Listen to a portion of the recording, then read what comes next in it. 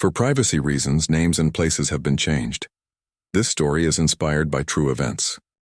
On the night of July 16, 1994, 8-year-old Megan Walsh vanished without a trace from the annual Harvest Moon Carnival in the small town of Cedar Falls, Iowa. The second grader had been enjoying the carnival with her family when she disappeared somewhere between the funhouse and the Ferris wheel, vanishing into the crowd of thousands of visitors enjoying the summer festival. Despite an extensive investigation involving local police, state authorities, the FBI, and hundreds of volunteers, no trace of Megan was ever found. The case became one of Iowa's most heartbreaking missing child mysteries, leaving her family devastated and a community forever changed by the loss of one of their youngest members. For 5 years, Megan's disappearance remained unsolved, gradually fading from daily headlines but never from the minds of those who refused to give up hope that the little girl with the bright smile might someday come home. Then, in August 1999, retired security guard Frank Sullivan was going through old lost and found boxes when he made a discovery that would finally provide answers to questions that had haunted the town for years. Hidden among forgotten items from Carnival's past, Sullivan found a small medical ID bracelet that would prove to be the first piece of evidence in Megan's case since the night she disappeared. The bracelet would not only solve the mystery of Megan's fate, but would also expose a truth that was far more sinister than anyone could have imagined. This is the complete investigation into Megan Walsh's disappearance, from the colorful carnival where she vanished to the shocking revelation that would emerge from a forgotten box of lost items that had been waiting 5 years to tell its story. Chapter 1. Carnival Night.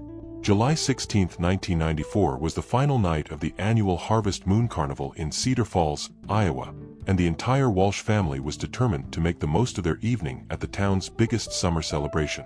8-year-old Megan Walsh had been looking forward to the carnival for weeks, saving her allowance to spend on games and treats. The Harvest Moon Carnival had been a Cedar Falls tradition for over 30 years, bringing together traveling carnival rides, local food vendors, and community organizations for a week-long celebration that marked the height of summer. The event typically drew visitors from throughout central Iowa, creating a festive atmosphere that brought the small town to life.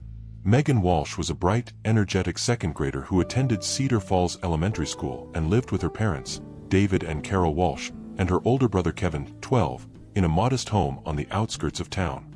David worked as a maintenance supervisor at the local grain elevator, while Carol was a part-time secretary at the town's medical clinic.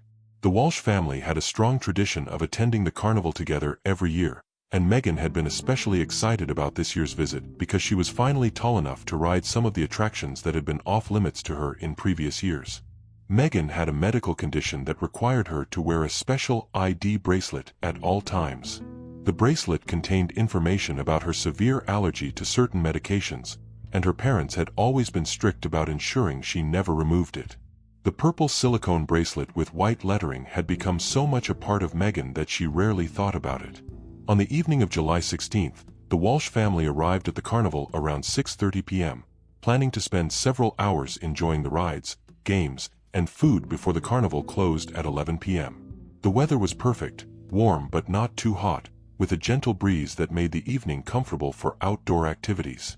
The carnival grounds were bustling with activity, featuring dozens of rides ranging from kiddie attractions to thrilling adult rides. The midway was lined with game booths, food vendors, and other attractions that created a sensory feast of lights, sounds, and smells that epitomized the carnival experience. Megan's first priority was the Tilt-A-Whirl, which had become her favorite ride during previous carnival visits. She rode it 3 times in succession, laughing with delight each time and begging her parents to let her go again. Her enthusiasm was infectious, and even Kevin, who considered himself too old for such childish entertainment, joined her for one ride. After spending time on various rides, the family split up around 8 p.m. to pursue different interests. David and Kevin went to examine the agricultural exhibits that were part of the carnival's connection to the farming community, while Carol and Megan continued exploring the midway attractions. Carol later told investigators that Megan had been particularly interested in the Funhouse, a traditional carnival attraction featuring mirrors, obstacles, and surprises designed to entertain visitors as they made their way through the maze-like structure. Megan had convinced her mother to go through the funhouse with her twice. Around 8:45 p.m., Megan expressed interest in riding the Ferris wheel, which offered spectacular views of the carnival grounds and the surrounding Iowa countryside. However, the line for the Ferris wheel was long, and Carol suggested they meet up with David and Kevin first before waiting for the popular ride. As they walked from the funhouse toward the agricultural exhibits to find David and Kevin, the crowd became particularly dense near the center of the carnival grounds. Carol was holding Megan's hand, but the press of people and the distraction of carnival attractions made it challenging to stay together. At approximately 8:50 p.m., Carol realized that Megan was no longer beside her. Initially, she assumed that Megan had simply been momentarily separated by the crowd and would quickly catch up or find her way back. Carol stopped walking and called Megan's name, expecting to see her daughter emerge from the nearby group of carnival goers. When Megan didn't immediately appear, Carol began actively searching the immediate area, checking behind game booths and asking other families if they had seen a little girl with brown hair wearing a pink t-shirt and blue shorts. Several people remembered seeing Megan earlier in the evening, but no one could recall seeing her in the past few minutes. By 9 p.m., Carol's concern had escalated to panic. She found David and Kevin at the agricultural exhibits and explained that Megan was missing. The family immediately began a systematic search of the carnival grounds, with each member taking a different section to cover as much area as possible. The carnival security personnel were notified at 9:15 p.m., and they began their own search while also making announcements over the public address system asking Megan to return to the information booth if she could hear the messages. The announcements were repeated every few minutes, but Megan never responded. At 9:30 p.m., David Walsh made the decision to contact the Cedar Falls Police Department. The call was received by Officer Jennifer Martinez, who immediately recognized the urgency of a missing child case at a crowded public event and dispatched multiple units to the carnival grounds. Officer Martinez arrived at the carnival at 9:45 p.m. and began coordinating with carnival security to organize a more comprehensive search of the grounds. By this time, word of the missing child had spread among carnival visitors, and dozens of volunteers had joined the search effort. The search revealed that no one could remember seeing Megan after approximately 8:45 p.m., when she had been with her mother near the funhouse. Several witnesses reported seeing a little girl matching Megan's description in various parts of the carnival earlier in the evening, but none of these sightings could be confirmed as being from the critical time period. By 10:30 p.m., when the carnival was scheduled to begin shutting down for the evening, Megan Walsh had been missing for over an hour and a half. The colorful, joyful atmosphere of the carnival had been transformed into a scene of desperate searching as hundreds of people looked for a little girl who seemed to have vanished into the summer night. The search for Megan was about to become one of Iowa's most intensive missing child investigations, involving hundreds of volunteers and law enforcement officers in a desperate effort to find an 8-year-old who had simply disappeared among the lights and sounds of a small-town carnival. Chapter 2: The Search. The search for Megan Walsh intensified dramatically during the late evening hours of July 16, 1994, as law enforcement agencies throughout central Iowa mobilized to find the missing 8-year-old before she could be taken far from the carnival grounds. Detective Lieutenant Sarah Thompson was called in to coordinate the investigation at 10 p.m. With 14 years of experience in missing person cases, Thompson immediately understood that the crowded carnival environment presented unique challenges for finding a missing child, but also offered the possibility of numerous witnesses who might have seen something important. The carnival grounds were secured, and all rides were shut down to allow for a systematic search of the area. The decision to close the carnival early was difficult, as it meant disappointing thousands of visitors, but safety concerns for Megan took priority over entertainment. Detective Thompson organized the search into several components: a thorough examination of all carnival rides and attractions, interviews with carnival workers and security personnel, and a comprehensive canvass of everyone who had been at the carnival during the evening. The physical search of the carnival grounds revealed no trace of Megan. Every ride was examined, every game booth was checked, and every storage area was inspected. The search teams paid particular attention to areas where a child might hide, become trapped, or be concealed by someone with malicious intent. The interview process began with carnival workers, who had the most detailed knowledge of the grounds and might have noticed unusual activity or suspicious individuals. However, the workers reported nothing out of the ordinary during the evening, and most had been too busy operating rides and games to observe individual visitors closely. One potentially significant observation came from Jerry Martinez, who operated the funhouse where Megan had last been seen. Martinez remembered seeing Megan and her mother go through the attraction twice earlier in the evening, but he couldn't recall seeing them after about 8:30 p.m. Martinez also reported that there had been an unusual number of single adult males visiting the funhouse that evening, which was typically an attraction that families enjoyed together. However, he couldn't provide detailed descriptions of these individuals or determine if any of them had shown particular interest in children. The Iowa State Police were contacted and provided additional resources, including specialized search teams and investigators experienced in child abduction cases.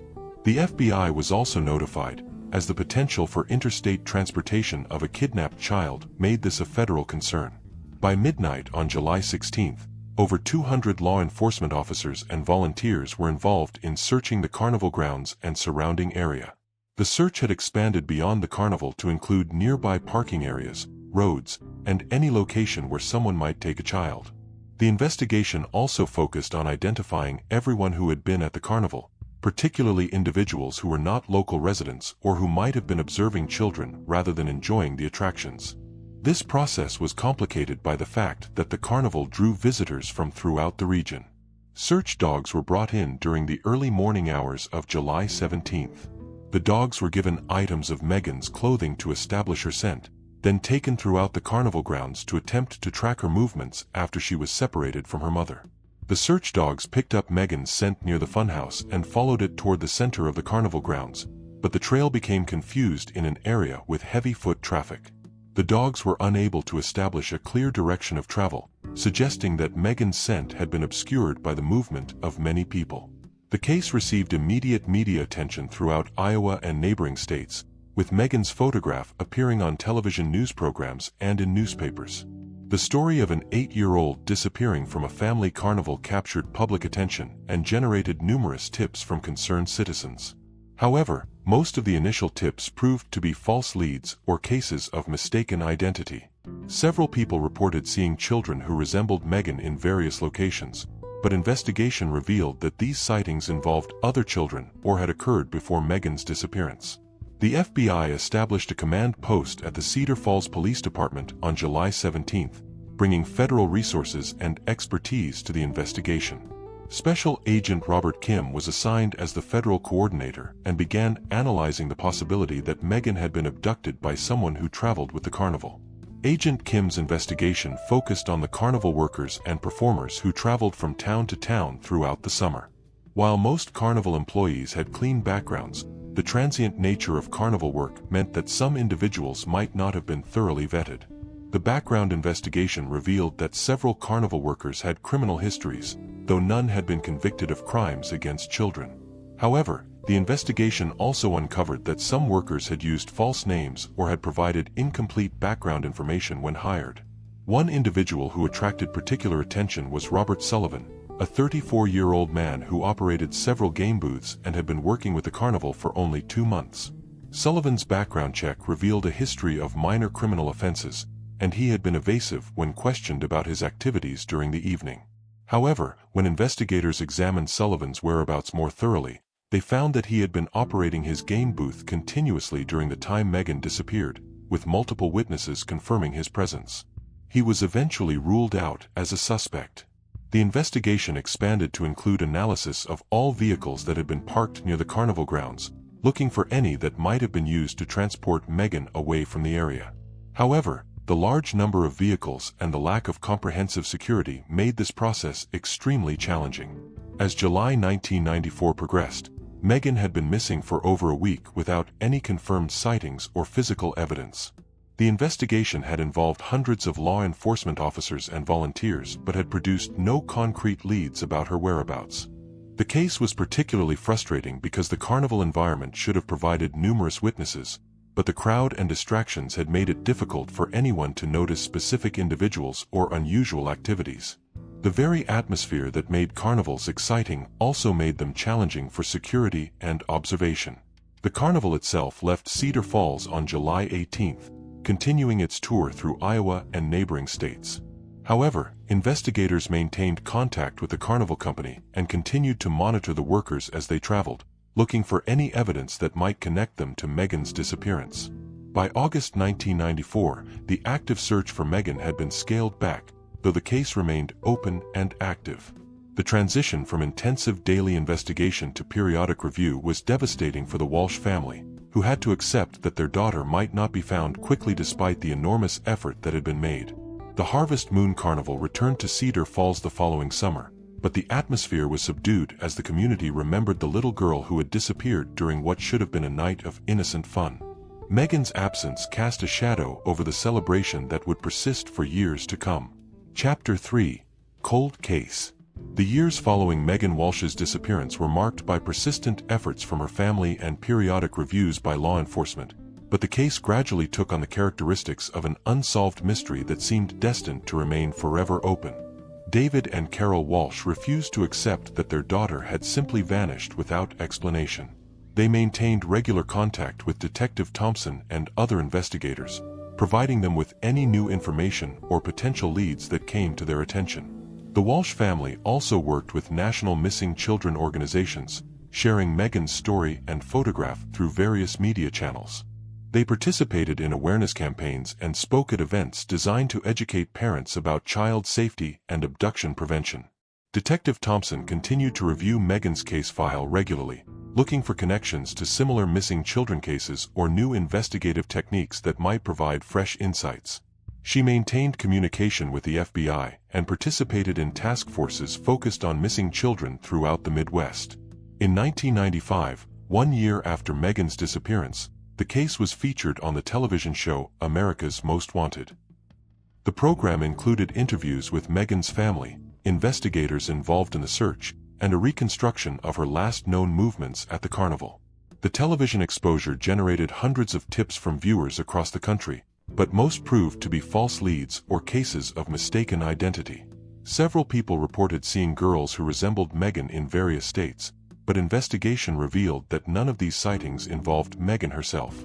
One tip that seemed particularly credible came from a woman in Nebraska who reported seeing a girl matching Megan's description with a man at a truck stop near Omaha. The witness provided specific details about the girl's appearance and behavior that seemed consistent with Megan's characteristics. Investigators traveled to Nebraska to follow up on this lead, interviewing the witness and reviewing security footage from the truck stop. However, the footage was too unclear to make a positive identification, and the lead ultimately proved to be another dead end. The false leads were emotionally exhausting for the Walsh family, who experienced renewed hope with each tip followed by crushing disappointment when it didn't provide answers. The uncertainty about Megan's fate made it impossible to properly grieve or move forward with their lives. Meanwhile, the Harvest Moon Carnival continued to visit Cedar Falls each summer, though the event was forever changed by Megan's disappearance. Enhanced security measures were implemented, including better lighting, increased security personnel, and improved communication systems. Frank Sullivan, who had worked as a security guard for the Carnival Company since 1989, was particularly affected by Megan's case. Sullivan had been on duty the night she disappeared and had participated in the initial search efforts. The failure to find Megan had haunted him throughout his career. Sullivan had always been meticulous about his security duties, maintaining detailed logs of incidents and carefully preserving any items found on carnival grounds in case they might be needed for investigations. His attention to detail had made him a valuable employee and had helped solve several minor crimes over the years. In 1996, Sullivan was promoted to head of security for the Carnival Company, giving him oversight of safety procedures at multiple locations throughout the Midwest. His experience with Megan's case had made him particularly vigilant about child safety and suspicious activities at carnival events. Throughout the mid-1990s, Sullivan had accumulated a substantial collection of lost and found items from various carnival stops. Company policy required that lost items be held for at least 1 year before being disposed of, and Sullivan had been conscientious about maintaining these materials in organized storage. The lost and found collection included thousands of items, jewelry, clothing, toys, personal effects, and other belongings that carnival visitors had accidentally dropped or forgotten. Most items were never claimed, as people often didn't realize they had lost something until they were far from the carnival. In 1999, as Sullivan approached retirement after 30 years with the Carnival Company, he was tasked with organizing and disposing of accumulated lost and found items that had exceeded the required holding period. The project involved sorting through boxes of materials dating back to the early 1990s. Sullivan approached this task with his characteristic thoroughness, examining each item to ensure that nothing of potential value or importance was accidentally discarded. He was particularly careful with items that might have sentimental value or that could potentially be evidence in unsolved cases. On August 14, 1999, while sorting through a box of items from the 1994 Carnival season, Sullivan found something that would immediately capture his attention. Among the usual collection of lost jewelry and personal effects was a small purple medical ID bracelet with white lettering. Sullivan examined the bracelet more closely and noticed that it contained medical information about severe drug allergies. The bracelet also had a name engraved on it, Megan Walsh, along with emergency contact information that included a Cedar Falls, Iowa phone number. Sullivan's heart raced as he realized the significance of what he had found. He immediately remembered Megan's case and recalled that she had been wearing a medical ID bracelet when she disappeared from the Cedar Falls Carnival in 1994. This could be the first piece of physical evidence discovered in her case. However, Sullivan was also puzzled about how the bracelet had ended up in the lost and found collection. According to Megan's parents, she never removed her medical bracelet, and it should have been with her when she disappeared. The presence of the bracelet in the Carnival's lost items raised disturbing questions about what had happened to Megan. Sullivan immediately contacted the Carnival company's management and reported his discovery.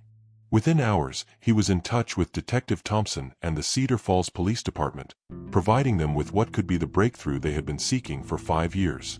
The discovery of Megan's medical ID bracelet would not only provide new evidence in her case but would also lead investigators in directions they had never previously considered. The bracelet had been waiting in storage for 5 years to tell its story and finally provide answers about what had happened to the little girl who had vanished from the carnival on that summer night in 1994. Chapter 4: The Lost and Found. August 14, 1999 was the day that would finally break open the Megan Walsh case. Retired security guard Frank Sullivan was methodically sorting through boxes of accumulated lost and found items when he made a discovery that would provide the first concrete evidence in Megan's disappearance since that night 5 years earlier. Sullivan had been working through materials from the 1994 Carnival season, carefully examining each item before determining whether it should be returned to storage, donated to charity, or disposed of entirely. His systematic approach reflected the attention to detail that had made him a valued security professional. The box from 1994 contained the typical assortment of items lost at carnival events: costume jewelry, children's toys, sunglasses, small electronics, and various personal effects that visitors had accidentally dropped or forgotten. Most items showed signs of age and wear from their years in storage. When Sullivan found the purple medical ID bracelet, he immediately recognized its potential significance. The bracelet was distinctive, clearly designed for a child, and contained specific medical information that would be crucial for emergency treatment.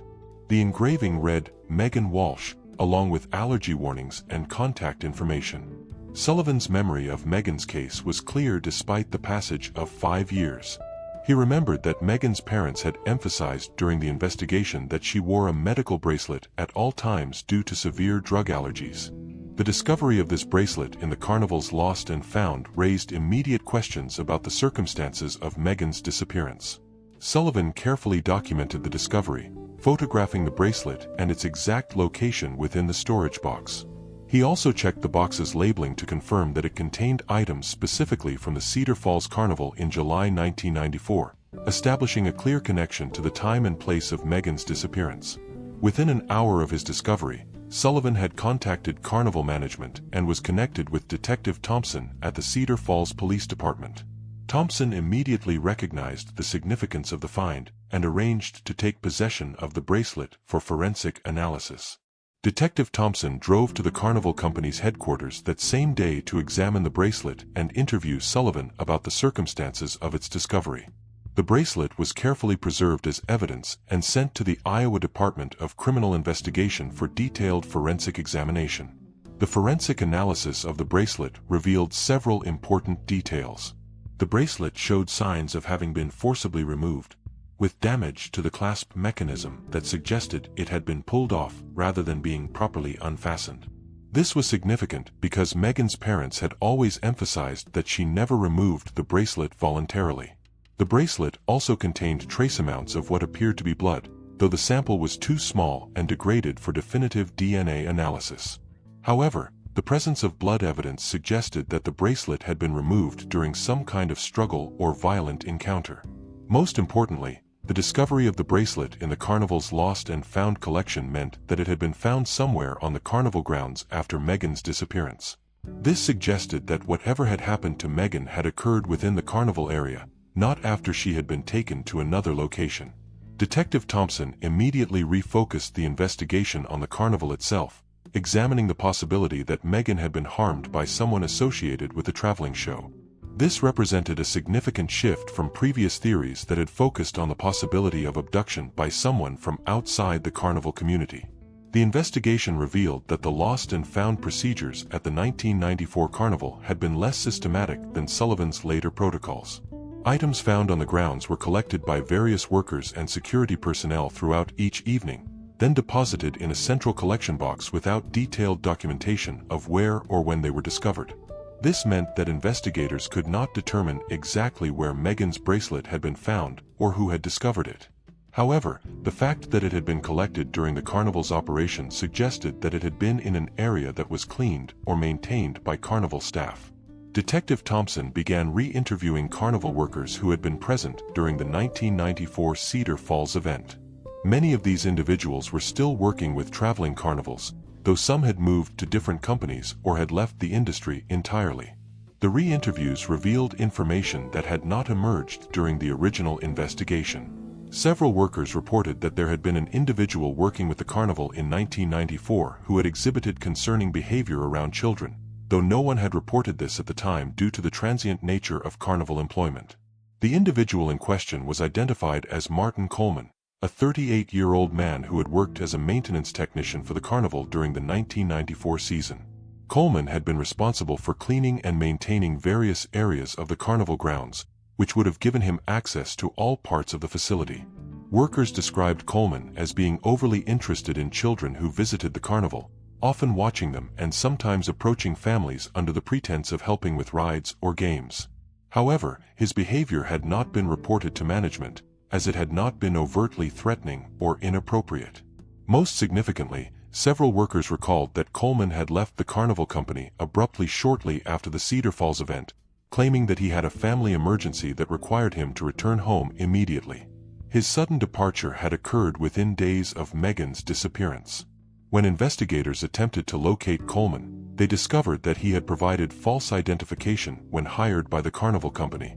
The address and social security number he had given were fictitious, making it extremely difficult to track his whereabouts or even determine his real identity. The investigation revealed that Coleman had worked for several different Carnival companies under various names during the early 1990s, always leaving suddenly after a few months of employment. This pattern suggested that he might have been deliberately moving from place to avoid detection or investigation. The search for Martin Coleman became a priority for law enforcement agencies throughout the Midwest. His photograph, based on descriptions from Carnival workers, was distributed to police departments in states where traveling carnivals operated, and investigators began checking employment records for similar individuals. In October 1999, investigators received a break in the case when Coleman was arrested in Missouri under a different name for attempting to approach children at a county fair.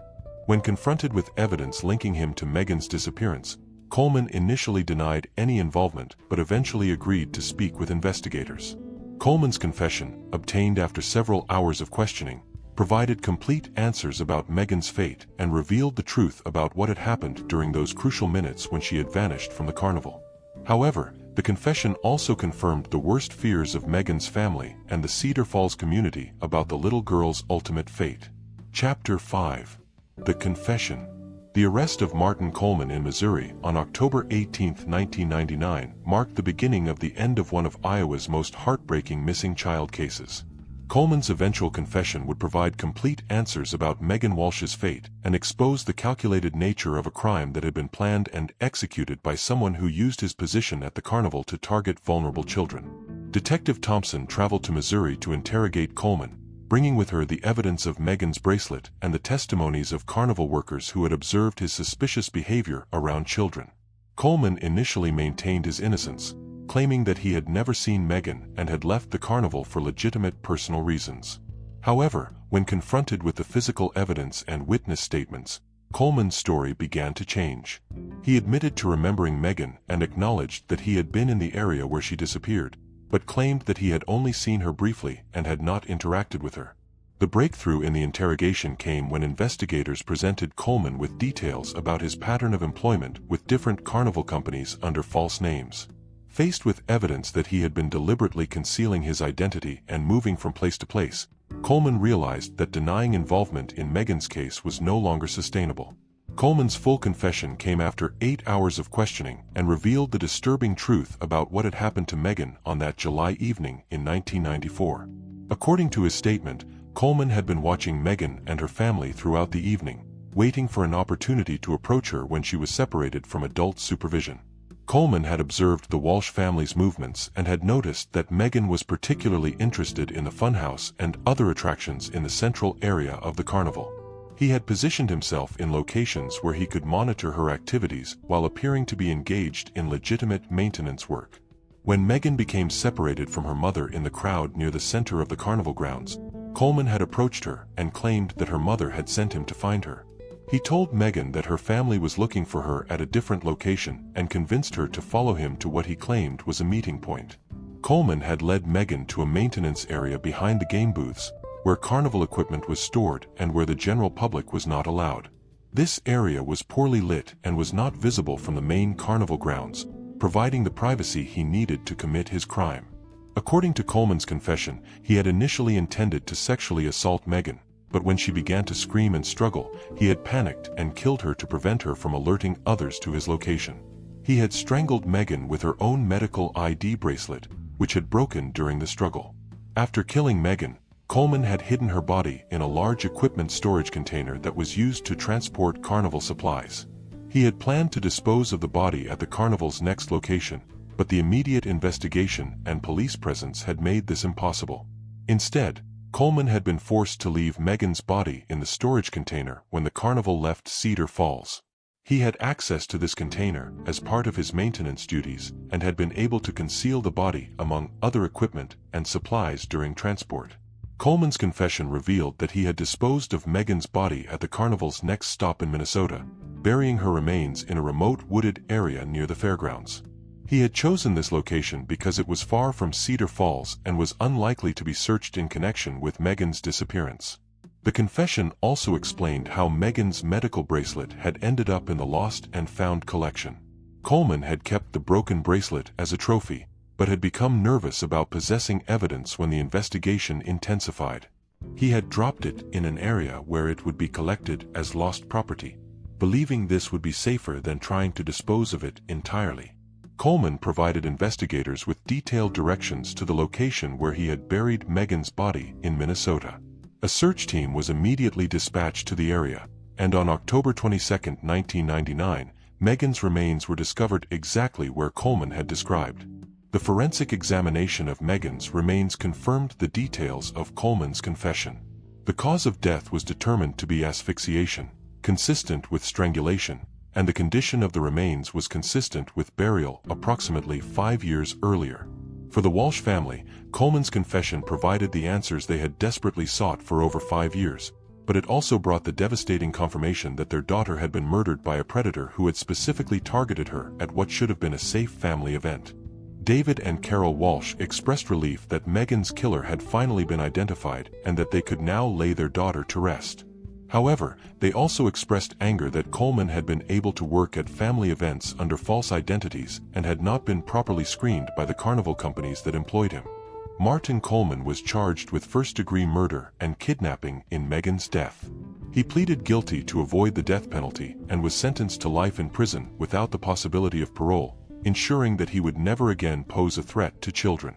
The case had a profound impact on the carnival industry, leading to improved background checking procedures and better security protocols at family entertainment events.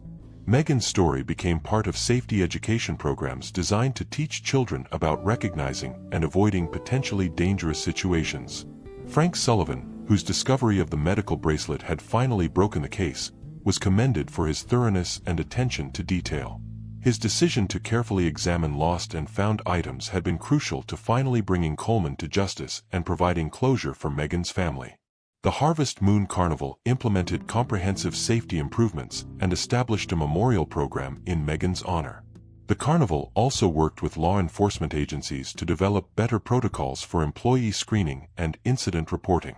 Detective Thompson, who had worked on Megan's case for 5 years, considered the resolution one of the most important achievements of her career. The successful identification and prosecution of Coleman demonstrated the value of persistence in cold cases and the importance of preserving evidence even when its significance is not immediately apparent.